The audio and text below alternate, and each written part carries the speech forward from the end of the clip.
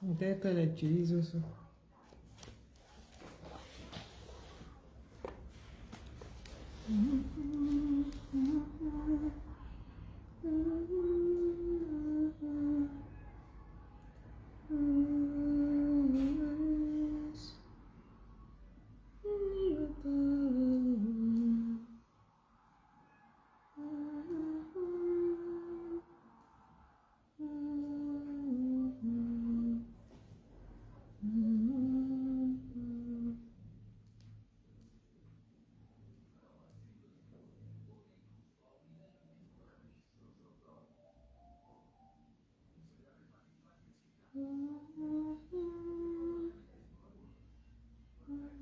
Ok, donc je suis déjà en direct.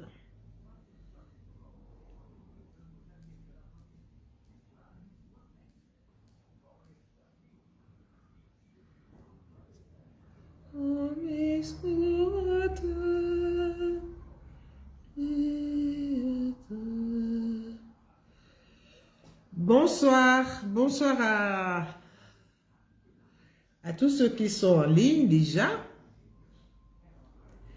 Bonsoir, bonsoir. Tu n'as pas vu? Non, ça ne peut pas être une caméra mia. Bonsoir. Alors, qu'est-ce que je fais ici?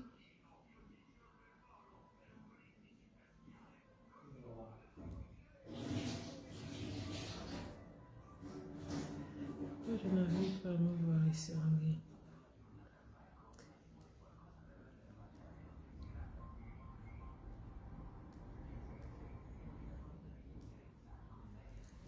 Oh Yahweh, me sauverai, was holy me you kerike, sauve Maria mo Yahweh, Yahweh, me sauverai.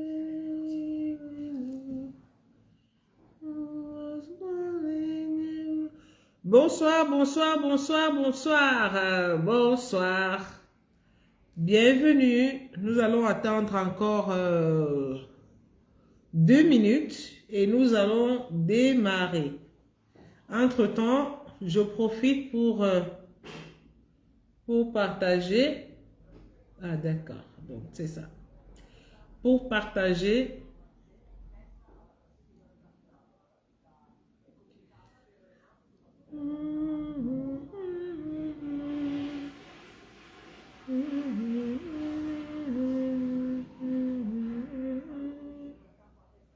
Mais dans le Yahweh, mais te lève à son, ma pire même, mais bine mo iwe ni wembo. Bonsoir, bonsoir, bonsoir, bonsoir.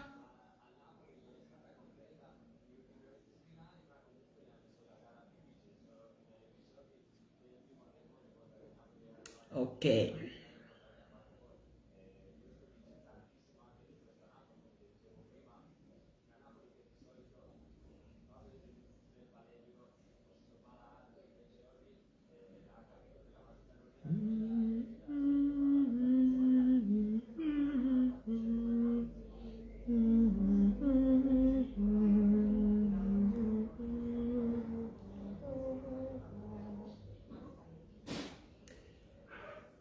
Ok, allez. Alors, bonsoir, bonsoir à tous ceux qui sont déjà connectés. Il est 17h05. Oh là là, alors là, il est 17h05. Comment être une femme de valeur? C'est le live. Bonsoir, mon apathie, toujours en poste. Alors, bienvenue pour notre entretien de ce jour, ce dimanche 3 mars 2022. Avant de commencer, je vous prie de partager déjà. Merci de partager. Vous êtes déjà très nombreux. Alors, si nous partageons tous, notre audience va grandir. Et pourquoi partager? C'est pour que ce live puisse arriver à certaines personnes qui sûrement en auront besoin et qui peut être un point d'appui, un nouveau point de départ pour eux. Alors, certains se plaignent souvent que les personnes ne les respectent pas. Ils ne sont pas respectés. Ils tournent en rond. Ils tournent en rond. Quand ils parlent, leur voix ne porte pas. Tout ce qu'ils font passe inaperçu. Eux-mêmes, qu'ils soient là ou pas, c'est la même chose. Ok? Donc, ils n'ont vraiment pas... ils sont là pour personne et personne n'est là pour eux. Si tu es là, si tu n'es pas là, c'est la même chose. C'est-à-dire quoi? Ta présence ou ton absence ne gêne à rien, ne sert à rien, n'influence rien. Ok? J'ai toujours eu le même type de personnes qui tournent autour de moi. J'ai toujours les relations avec le même genre de personnes. Je ne change pas. C'est-à-dire, si hier, c'était Paul qui était agressif, qui ne prenait pas soin de moi, qui m'a pris, il m'a laissé dans la maison et sort, fait comme il veut, fait la vie qu'il veut. Paul part ou bien je pars. Quand je vais rencontrer Pierre, Pierre va faire exactement la même chose. Pierre va se comporter exactement de la même manière. Ok? Donc, j'ai tendance à avoir calqué ma vie comme cela. Personne ne m'écoute. Même dans des choses banales, je ne suis pas écoutée. Je suis vraiment écoutée. Et puis, les gens me parlent n'importe comment. Il n'y a pas de recul. Il n'y a pas de retenue. Chacun est libre de me dire ce qu'il pense, crûment, arrogamment, sauvagement. Peu importe. Donc, en fait, je ne suis pas considérée. Et alors, la même façon que Pierre m'a abordé hier, comment il m'a traité, c'est de la même façon que Paul va me traiter. Ok? Et généralement, dans notre jargon, on dit, tu es moins cher. C'est pas parce qu'on te vend à 10 francs. Non, c'est pas ça. Mais en fait, tu n'as pas de valeur, en fait. Tu n'as pas de valeur. Quelles sont les conséquences de ce genre de situation? C'est que je perds la confiance en moi. Quand je me rends compte alors, quand je me rends compte, je perds confiance en moi. Parce que parfois, nous sommes dans cette situation, on ne se rend pas compte. Nous vivons comme ça et nous vivons avec. On constate juste à la fin parce que nous sommes dos au mur. À un moment de recul, à un moment d'arrêt, parce qu'à chaque moment, chacun de nous observe un moment de pause de sa vie où tu fais la relecture de ta vie. Et quand tu te rends compte que ta vie est calquée de cette façon, comment est-ce que tu te comportes? En fait, tu te rends compte que tu n'es rien. Tu te rends compte que tu as posé des actes que tu ne devais pas poser. Tu te rends compte que tu as été rejeté. Tu te rends compte que tu te sous-estimes. Tu t'es sous-estimé, tu as mis ton ego par terre. Tout le monde l'a piétiné. Tout le monde a marché dessus. Tout le monde a craché dessus. Tu perds confiance en toi. Tu perds confiance en toi. Tu subis les choix parce que tu commences à chercher de l'amour quelque part. Tu commences à chercher la considération quelque part et tu te retrouves dans une situation où tu acceptes le premier venu. Tu acceptes tout de tout le monde. Pourquoi? Parce que tu veux passer à autre chose. Tu veux sortir de ce pétrin dans lequel tu te trouves. Voilà ce à quoi certaines personnes sont confrontées. Mais nous allons donc voir pourquoi. Pourquoi est-ce que j'arrive à ce niveau? Pourquoi est-ce que les personnes me considèrent comme cela? Pourquoi est-ce que je n'arrive pas à avoir de la poigne dans la société? La première chose que je vais dire, c'est que L'homme est à plusieurs dimensions. Qu'est-ce qui nous définit, nous, aujourd'hui? Ce qui me définit, moi, aujourd'hui, c'est ce que j'ai fait hier. C'est comme j'ai vécu hier. Avec qui j'ai vécu hier. Tout ça fait partie de mon histoire. Mais ce qui, consciemment ou inconsciemment, fait partie de notre histoire, c'est aussi le regard des autres. Le regard des autres. Ce que les autres pensent de moi. Ce que moi, je renvoie aux autres. L'image que je renvoie aux autres. Le discours muet que je renvoie aux autres. Ce que les gens pensent de moi, que moi, j'ignore. Ce que les gens disent de moi, que moi, j'ignore. C'est tout ça qui fait notre histoire. Nous vivons malheureusement ou heureusement dans une société et c'est ça la définition de ce que nous vivons aujourd'hui. Ce que je pense de moi, ce que je suis, ce que l'autre pense de moi, ce que l'autre traduit de moi. C'est ça aujourd'hui qui me définit. En fait, nous sommes des personnes à plusieurs définitions. Comment donner de la valeur à moi-même? Nous allons, pour voir vraiment comment donner la valeur à moi-même, nous allons définir comment est-ce que nous nous comportons dans la société. C'est ce que nous faisons qui nous détermine et c'est ce que nous projetons qui détermine ce que nous sommes.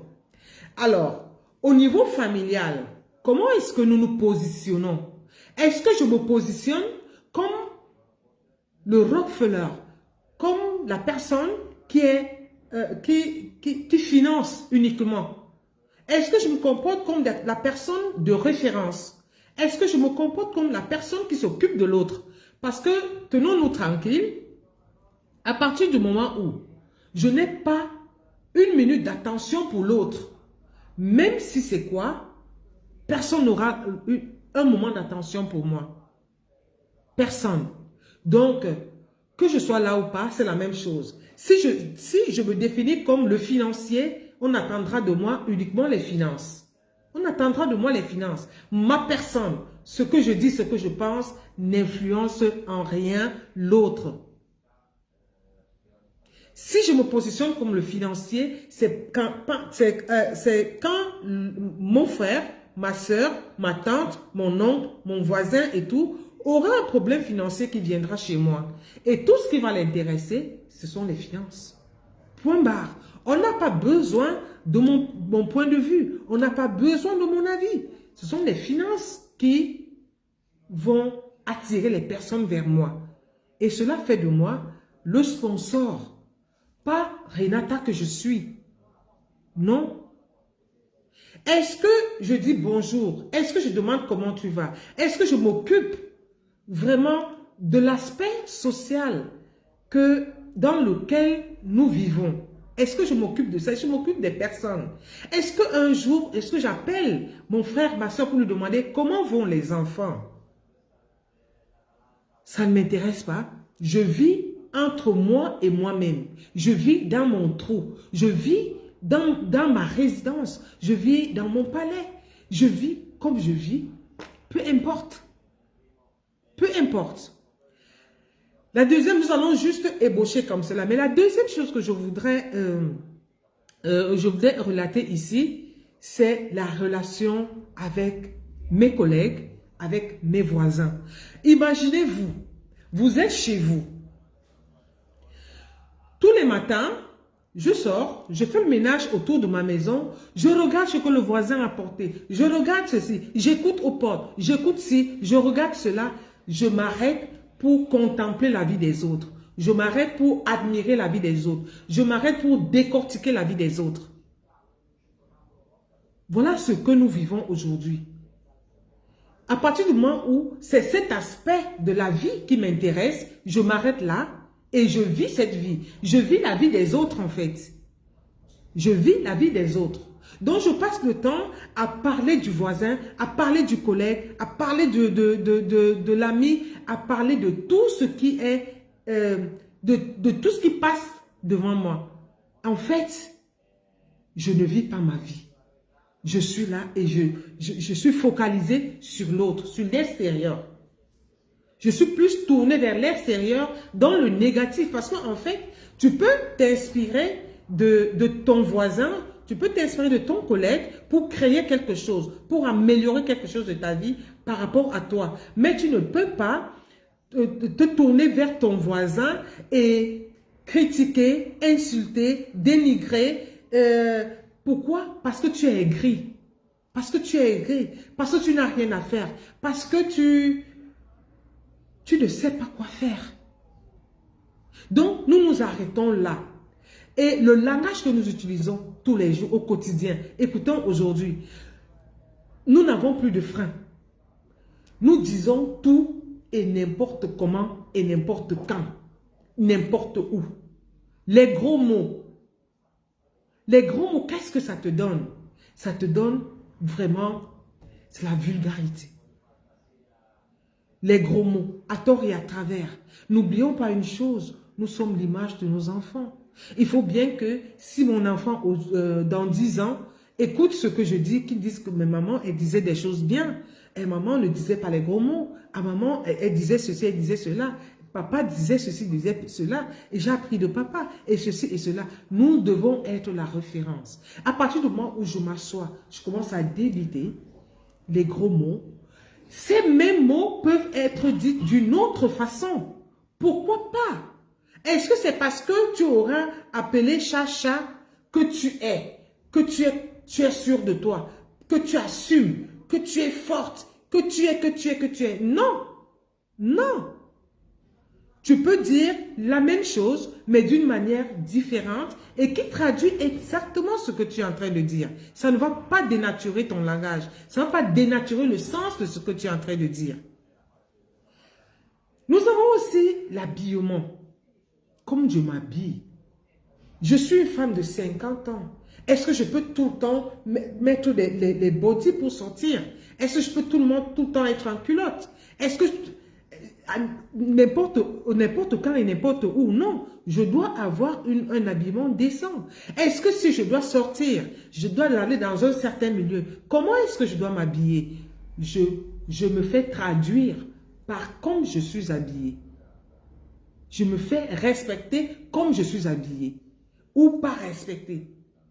Si je vais tout le temps, je suis invitée à un dîner de travail et je suis tout le temps, je ne sais pas comment, mais attends, je suis tout le temps en petite tenue indécente ou alors, je ne sais pas, une tenue trop classique.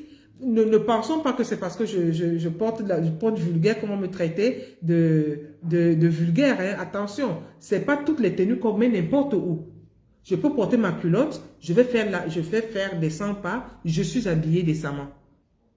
Mais une culotte à la limite du respect de ma personne et de ceux avec qui je suis. D'accord? Donc, ce n'est pas toutes les tenues qui se mettent n'importe où, partout, non. Il y a des tenues qui sont adaptées et les tenues qui ne sont pas adaptées. D'accord? Donc, faisons attention à notre habillement. La tenue à table. Il y a des personnes qui, quand ils sont à table, nous allons parler de ça lors de notre dernier direct, comment se tenir à table. Il y a des personnes qui, quand ils sont à table, elles racontent n'importe quoi, n'importe comment, avec la bouche ouverte, avec la nourriture dans la bouche, et puis ça sautille partout, et puis c'est n'importe quoi, franchement. C'est pourquoi on voit parfois certaines personnes qui n'aiment pas sortir avec leur conjoint. Ils pouvaient te laisser à la maison et prendre la chisa.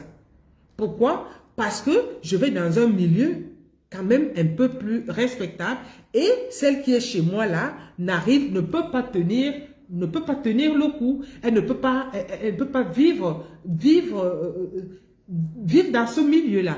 Et nous avons vu, il y a des gens qui préfèrent prendre même une certaine catégorie de femmes pour sortir avec elles.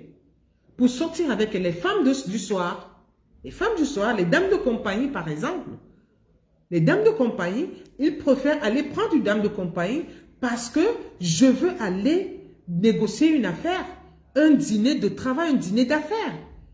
Et lui dit, voilà le cadre, elle comprend, elle se positionne, elle se projette, tenue adaptée, maquillage adapté, ceci adapté, tout adapté, tenue correcte. et puis l'aisance, et puis la classe. Oui. N'oublions pas que ça fait partie de notre vie. Hein? Ça fait vraiment partie de notre vie. Faisons attention à ça. Alors, si toi, aujourd'hui, ne sais pas te tenir à table, tu ne sais pas agrémenter une soirée, tu ne sais pas aérer une soirée, dis-moi, ton gars veut aller négocier quelque chose quelque part. Il veut se positionner, il veut rentrer dans un milieu. Est-ce qu'il va te prendre pour t'amener? Non.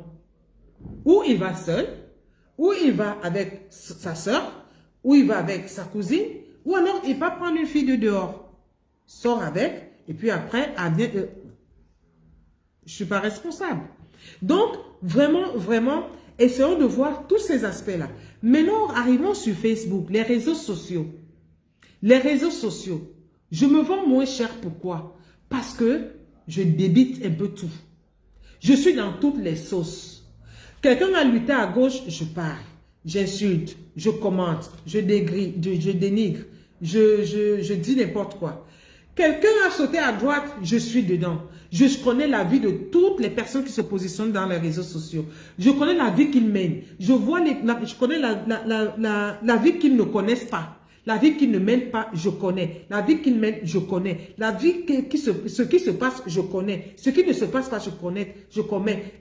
Et je commente. Et puis je débite. Et puis je rentre dans sa vie privée. Et puis ceci, et puis cela. Et puis, attention. Ça me fait, c'est-à-dire je me positionne dans quelle catégorie de femmes en ce moment-là? Je me positionne dans quelle catégorie de femmes? Une femme, les Italiens appellent ça femme prezzemolo. Tu es partout, tu es dans toutes les sauces.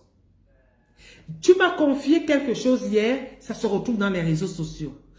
Et on partage les voices, et on partage les textes, les messages. Mais attention.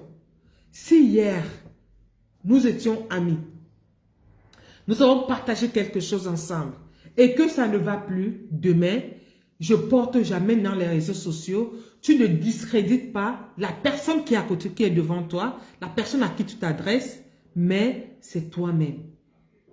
Toi-même. Parce que tu te définis là comme une femme, comme un homme de basse classe. Comme une femme, comme un homme de zéro valeur. De zéro valeur. Et puis nous, les femmes, l'ennemi de la femme, c'est la femme. Est-ce que moi, aujourd'hui, quand je suis amie à toi, un jour je me suis confiée à toi, tu as eu une vidéo, tu projettes ça dans les réseaux sociaux, tu projettes ma nudité dans les réseaux sociaux. En fait, tu projettes la nudité de qui? De la personne ou bien ta propre nudité? La nudité de ta soeur, de ta mère ou bien ta propre nudité? Moi, heureusement, franchement, je rends grâce à Dieu parce que je ne suis jamais tombée sur ces vidéos-là. Les vidéos de tels qui sont dans les réseaux sociaux, les vidéos de tels, à quoi ça sert? En fait, toi, parce qu'en réalité, c'est nous les femmes, c'est nous qui partageons notre propre nudité dans les réseaux sociaux. C'est nous qui partageons cette nudité-là. Ce n'est pas les hommes, ce sont les femmes qui se cachent derrière des visages et projettent ça dans les réseaux sociaux. En fait, c'est la nudité de qui? Que tu mets dans les réseaux sociaux. C'est ta propre nudité. C'est ta propre nudité. Et c'est lamentable. Ça fait de toi une petite femme. Ça fait de toi une femme zéro. Une femme zéro. Et je clame, je dis haut et fort ici, aux personnes qui ont publié les nudités des autres et aujourd'hui qui sont célèbres. Mais dommage, c'est que aujourd'hui, ces personnes sont définies uniquement par ces actes abominables que nous avons faits. Ces personnes, c'est cette caricature, c'est cette étiquette qui est tout le temps collée sur ces personnes-là. C'est honteux. En fait, tu n'es qu'une petite femme, toi qui le fais. Tu es un sous-homme, toi qui le fais. Publier la nudité de ta maman. Toi, homme, tu publies la nudité de ta mère sur les réseaux sociaux, de ta soeur sur les réseaux sociaux. En fait, tu es zéro. Tu es zéro. Ne pense pas que c'est l'autre que tu as chosifié, que tu as humilié, que tu as dit... Non, c'est toi-même que tu as humilié. C'est ta mère que tu as humilié. C'est ta soeur que tu as humilié.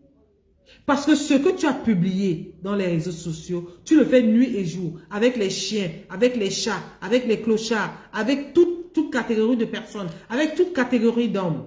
C'est ce que tu fais tous les jours. Mais toi, tu prends l'autre, tu le mets dans les réseaux sociaux. Pour qu'on admire, en fait. Et les personnes qui partagent, attention, les personnes qui partagent ces vidéos, c'est pourquoi? C'est pourquoi? C'est pourquoi? C'est pour que moi, maintenant, qui vais voir ça, pour que je fasse quoi de ça? Pour que je fasse quoi de ça? Ça fait de nous des petites personnes. Et toi qui le fais, toi qui te comportes comme ça, toi qui dis des gros mots tous les jours à tort et à travers, tu danses nu dans les réseaux sociaux. Toi, quand tu danses donc nu dans les réseaux sociaux, c'est pour qu'on fasse quoi de ta nudité? C'est vrai, la marchandise se vend pas dans le sac, mais c'est pour qu'on en fasse quoi? Tu es là-bas dans l'écran, on ne peut pas te toucher. Mais c'est simple. Tu te mets en route, tu te mets nu et puis tout le monde, tu dis, venez toucher. Les gens vont toucher, il n'y a pas de souci. Il n'y a pas de souci. Tu viens, tu touches, chacun fait ce qu'il veut faire et puis là, tu es satisfait. Mais dans les réseaux sociaux, ça n'a pas d'importance. Sors, mets-toi en nu, dehors, je sais pas, dans un stade de football, tu te mets là et puis tu dis aux gens, venez toucher. Là, c'est bon. Mais dans les réseaux sociaux, ça n'a pas d'impact, donc c'est pas la peine. C'est vraiment pas la peine de te mettre nu dans les réseaux sociaux. Alors, toi, tu te comportes donc comme ça. Tu veux que quel homme, quelle femme t'approche, quelle personne te considère. Quand tu vas parler, qui va écouter? Qui? Entre nous, si les personnes qui vont t'écouter sont les personnes qui font les mêmes choses.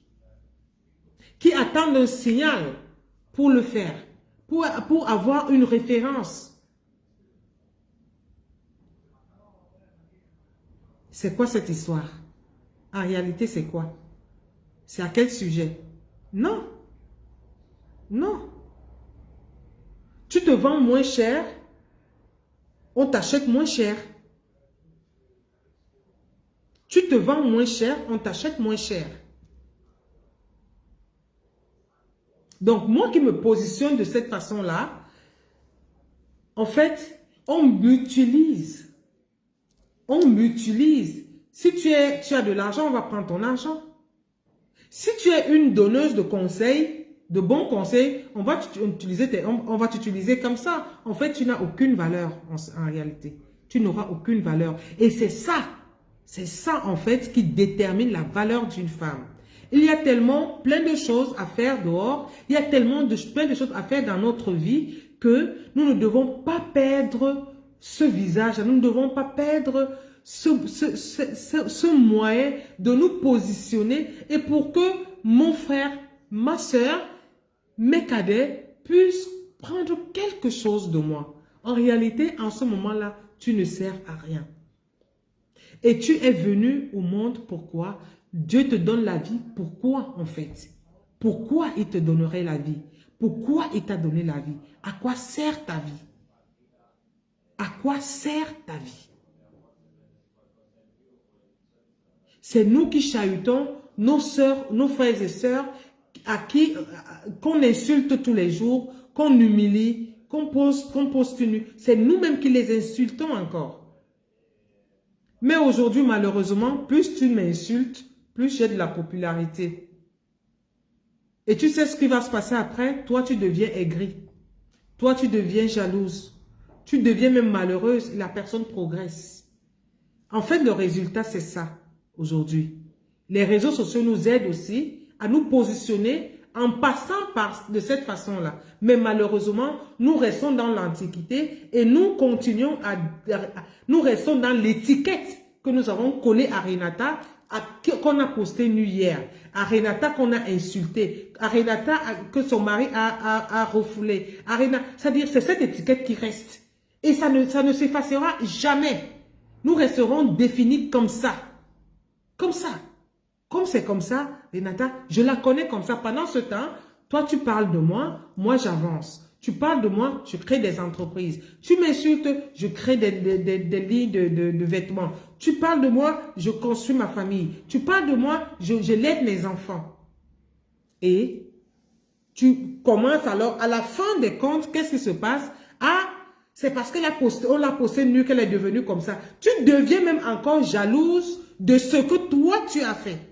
De la nudité de ta soeur que tu as publiée. La nudité de ta mère que tu as publiée dans les réseaux sociaux. Parce qu'elle s'est relevée, tête haute, elle a avancé. Elle a avancé. Et je dis bravo. Je dis chapeau à ces personnes qui sont passées par ce couloir-là. Qui ont vécu ça. Qui ont vécu. Ça fait quoi? Ça te fait quoi aujourd'hui? Tu insultes, tu fais ceci, tu fais cela. Non, ça fait de toi une petite femme. Et moi qui viens vers toi, je viens juste passer un temps et puis c'est tout. Et tu vas tourner en rond. Toi qui s'assois sur la vie des autres, tu t'assois sur ma vie, tu décortiques, tu insultes. Tu prends les problèmes de la famille, tu viens, tu poses sur Facebook. Bonsoir. Bonsoir Nadège. Tu prends les problèmes de ta famille, tu poses sur Facebook. Tu prends les problèmes de tes amis, tu poses sur Facebook. Tu prends les problèmes de tes amis, tu poses sur Facebook. Tu poses tout sur Facebook. En fait, ce n'est pas l'autre que tu dénigres, c'est toi. Tu te vends moins cher. Tu deviens une femme de zéro qualité. Les femmes de zéro qualité. Les femmes de basse classe. Tu arrives quelque part, c'est toi qui parles fort. C'est toi qui dis n'importe quoi. C'est toi qui manges n'importe comment. C'est toi qui t'habilles n'importe comment. C'est toi qui dis n'importe quoi, n'importe quoi. Alors, je vais vous raconter une histoire. Ça, c'est mon histoire. Une dame arrive chez moi. Elle ne me connaît pas. Elle arrive chez moi parce que je l'ai invitée pour un spectacle. Elle voit comment je bouge dans la maison et tout. Elle se permet, je vous dis, elle se permet de me dire que je suis l'esclave de ma maison. Je dis, mais attends. Elle ne me connaît ni d'Adam, ni d'Ève. Elle ne connaît pas mon histoire. Elle se permet de me dire que je suis esclave de la maison. Écoute, tu es arrivé en Europe, hein, et puis ici, les femmes font ci, les femmes font ça. Ça ne servait à rien que je réponde. Pourquoi? Parce qu'elle était là pour 2 jours. Ça ne servait à rien. Je n'ai pas répondu. Elle a fait son séjour et elle est partie. Donc, tu arrives chez quelqu'un. Tu ne connais pas la personne. Tu te permets de poser un jugement. Tu te permets de critiquer. Tu te permets de donner des conseils à la con. Quand tu arrives quelque part, tu t'assois. Les yeux, tu regardes. Les oreilles, tu écoutes. La boucle. C'est pourquoi aujourd'hui on met les masques. En fait, les masques, ce n'est même pas pour le corona. Parce qu'on bavarde trop. On dit n'importe quoi et n'importe comment. On bavarde trop. Apprenons à la boucler, à observer, à écouter et à parler moins. Moins tu parles, moins les gens viennent vers toi pour découvrir, pour t'écouter, pour te faire parler, pour apprendre de toi. Si tu as un livre ouvert en permanence, où tout le monde vient lire, qu'est-ce qu'on va découvrir? Quel est le mystère qu'on va chercher à découvrir chez toi? Rien. Tu es ouverte. Alors chacun passe, même les passants lisent, les habitants lisent, même ceux qui n'ont même pas envie de lire lisent. Non. Non. Être femme de classe, dame de classe, être une femme de valeur, la première chose, tu t'occupes de toi, tu soignes ton langage, tu soignes ton habillement, tu soignes ton comportement et tu te donnes à faire. Tu te donnes à faire ce qui va t'amener à grandir, pas à rester, à tourner en rond. Tu te donnes à faire. Tu cherches du travail. Tu crées ton travail. Tu travailles quelque part. Tu développes ton business. Tu t'assumes. Tu t'assumes. Autre chose, les milieux que nous fréquentons. les milieux que nous fréquentons. Si tu as l'habitude de fréquenter un certain milieu, c'est là-bas que tu vas trouver ton homme. C'est là-bas que tu vas trouver ta femme. Et cette personne se comporte comme le milieu exige. Si je fréquente un milieu où il y a plus de personnes qui partagent des stupéfiants, celui que je vais rencontrer là-bas sera peut-être le dealer. Si je fréquente des milieux où les personnes vraiment sont sans scrupules, les gens s'engueulent et tout, ce sont ces personnes-là qui vont me voir et ce sont ces personnes que je vais fréquenter et je vais me mettre avec ces personnes. Qu'est-ce qu'elles me donnent en retour? Qu'est-ce que je vais apprendre d'eux? Est-ce que ces personnes peuvent m'aider dans un processus d'amélioration? Est-ce que ces personnes peuvent m'aider dans un processus de grandir? Est-ce que ces personnes sont capables de le faire? Est-ce que moi, je peux apporter quelque chose aussi à cette personne-là? Parce que je dois apporter pour que les personnes m'apportent aussi. Donc, sachant les milieux que nous fréquentons. Tu fréquentes un milieu des hommes d'affaires, tu vas te rencontrer avec un homme d'affaires. C'est clair. Et si tu n'es pas à la hauteur, alors forme-toi. Forme-toi pour être à la hauteur et partager des moments et partager avec cette personne-là. Oui. Si tu rentres dans le milieu des princes, des princesses, des rois, sache qu'il y a un comportement adéquat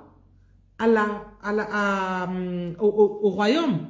Et tu te comportes de cette façon-là et c'est là-bas que tu vas aussi rencontrer ton homme ou bien ton épouse. C'est là-bas.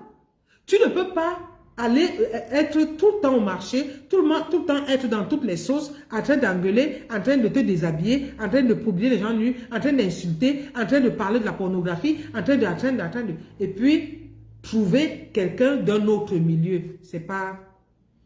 Sur 100 cas, il y a un. Et quand tu trouves le 1 là, il y a du travail derrière. Il y a du travail derrière. Parce que il faut que tu rentres dans le milieu, corps et âme, tu épouses les nouvelles habitudes et tu prends le train en marche. Et il faut un sacrifice humain, il faut un sacrifice psychologique, il faut une préparation pour t'adapter au milieu et passer à un autre niveau. Donc, être une femme de valeur nécessite un travail à la base, un positionnement et le caractère, le comportement, le langage, l'habillement doivent aller avec. Tout ça doit aller avec. Et soyons ouverts à apprendre. On apprend tous les jours. Il faut apprendre tous les jours parce que plus tu apprends, plus tu t'améliores, plus tu changes de milieu, plus tu trouves des personnes qui vont avec ce que tu es ou ce que tu es devenu. Donc vraiment, vraiment, plus nous nous vendons moins cher, plus on nous achète encore moins cher. Plus nous nous vendons moins cher, plus on nous achète encore moins cher. Donc, vraiment, sachons nous positionner, sachons nous valoriser, parce que se valoriser aujourd'hui, c'est important pour moi, pour mes enfants, pour ma famille, pour la société entière. Parce qu'à travers moi, on apprend. À travers moi,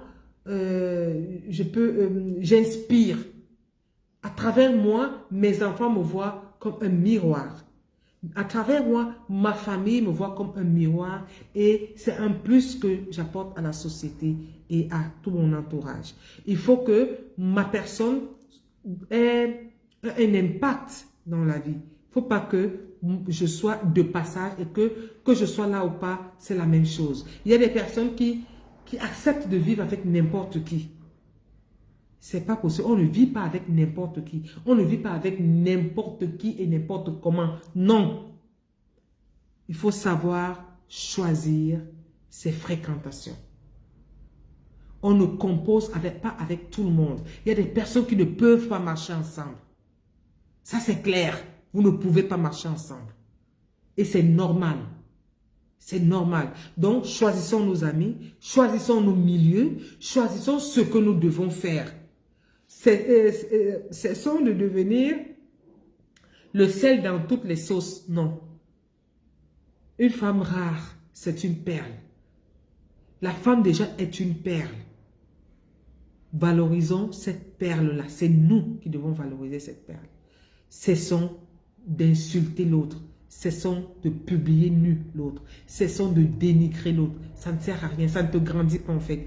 Tu insultes, tu te rabaisses. Tu insultes, tu te rabaisses. Tu insultes, tu te rabaisses. Et ça ne te donne rien, rien du tout. Alors, nous avons déjà fait combien de temps? 41 minutes. Merci, merci. Nous arrivons ici à la fin de ce petit partage. Être une femme de valeur, c'est de l'or. C'est de l'or. La femme, c'est de l'or. Donc, merci beaucoup pour tous ceux qui ont été avec nous. Merci d'avoir partagé. Et on se retrouve. Bonjour, Ria. Bonjour, Ria. Nous allons nous retrouver dans 15 minutes encore pour le prochain thème. Dans 15 minutes, on se retrouve. Le prochain thème, c'est comment aimer mon partenaire. Comment aimer mon conjoint. Il y a des personnes qui ne savent pas aimer. Il y a des personnes qui ont besoin de quelque chose, d'apprendre à aimer. Il y a des personnes qui malgré tout, veulent aimer, mais n'arrivent pas. Ou alors, ne savent pas comment aimer. Nous allons voir ça à tout à l'heure dans 15 minutes ici, toujours sur cette même page. Merci d'avoir partagé, merci d'avoir été là et je vous dis à tout à l'heure.